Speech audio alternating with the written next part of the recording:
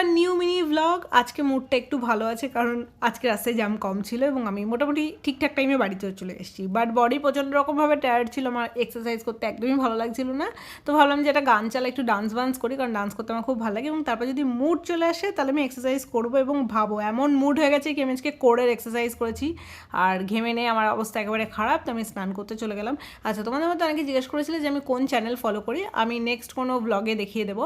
As such তো সেরকম কোনো পার্টিকুলার চ্যানেল নেই যেটা আমি ফলো করি। আমার বডির যে পার্টটা যেদিনকার আমি ট্রেন করবো ভাবি, আমি ইউটিউবে গিয়ে সার্চ করি এবং 3-4টে চ্যানেল আছে যাদেরকে আমি ঘুরিয়ে ফিরিয়ে ফলো করি, তো আমি তোমাদেরকে দেখিয়ে দেবো।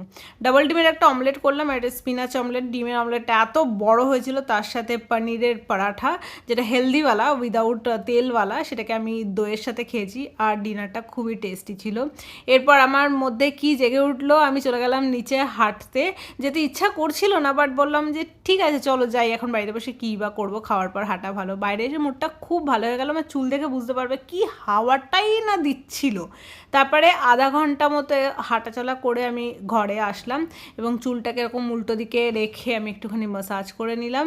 আর আমার গোলাপ ফুলটা দেখো দিন দিন কেমন সূর্যমুখী ফুলের মতো হয়ে যাচ্ছে। সূর্যমুখীগুলো যেরকমভাবে বেন্ড হয়ে থাকে না সূর্যের দিকে, এই দেখো গোলাপটাও এরকম হয়ে গেছে।